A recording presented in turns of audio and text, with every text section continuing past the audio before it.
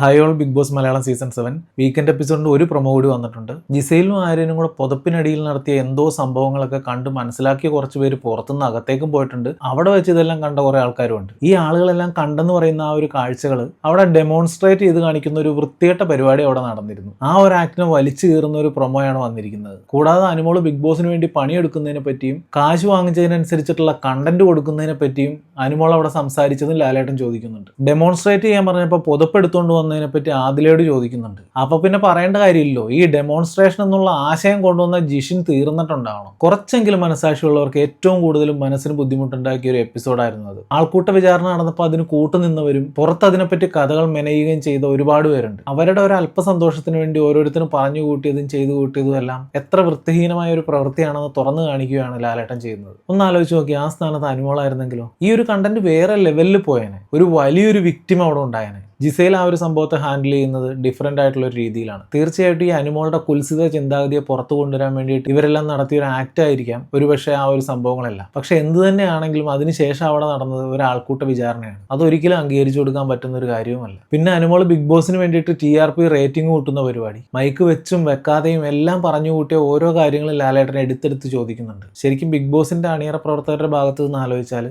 അനുമോള് പറഞ്ഞത് അനുമോളെ big boss ഏൽപ്പിക്കുന്ന കുറച്ച് കാര്യങ്ങൾ കൃത്യമായിട്ട് നടപ്പിലാക്കുന്ന രീതിയിലാണ്. അത് തീർച്ചയായിട്ടും ചോദ്യപ്പെടേണ്ട ഒരു കാര്യം തന്നെയായിരുന്നു. അത് ലാലേട്ടൻ എന്തായാലും ചോദിച്ചിട്ടുമുണ്ട്. ഏതായാലും മനസ്സിൽ തീരുമാനിച്ച് ഉറപ്പിച്ച പോലെ ഒരു പാവത്തെ പോലെയൊക്കെയാണ് അനുമോൾ വന്ന് നിൽക്കുന്നത്. പക്ഷെ പുറമേ മാത്രമേ ആ പാവത്തെ ഉള്ളൂ എന്നുള്ളത് നമ്മൾ ഈ ദിവസങ്ങൾ കൊണ്ട് മനസ്സിലാക്കിയതാണ്. ഇന്ന് ലൈവിലൊക്കെ ഇവർ പറഞ്ഞ കുറെ കാര്യങ്ങളുണ്ടല്ലോ, നമ്മൾ അമ്മായി വൈബ് എന്നൊന്നും അല്ല പറയേണ്ടത്, ഏതോ വളരെ പണ്ടുകാലത്തുള്ള ഒരു അമ്മൂമ്മ വൈബ് എന്നെങ്കിലും പറയേണ്ടി വരും. അതിനെല്ലാം പറ്റി നമുക്ക് പിന്നീട് വിശദമായിട്ടൊരു വീഡിയോയിൽ സംസാരിക്കേണ്ട കാര്യമാണ്. ഏതായാലും പ്രൊമോയിൽ ലാലേട്ടൻ എല്ലാവരും പൊളിച്ചെടുക്കുന്നുണ്ട്. ഇവരെ മാത്രമൊന്നുമല്ല, ഇനി ആര്യൻ, അപ്പാനി, അക്ബർ, ഷാനവാസ് ഇവരെല്ലാവരെയും പിടിക്കാനുണ്ട്. അതെല്ലാം ലാലേട്ടൻ ഇന്നും നാളെയായിട്ട് തീർക്കുന്നു തന്നെ പ്രതീക്ഷിക്കുന്നു. മറ്റു വിശേഷങ്ങളുമായി പിന്നീട് കാണാം. താങ്ക്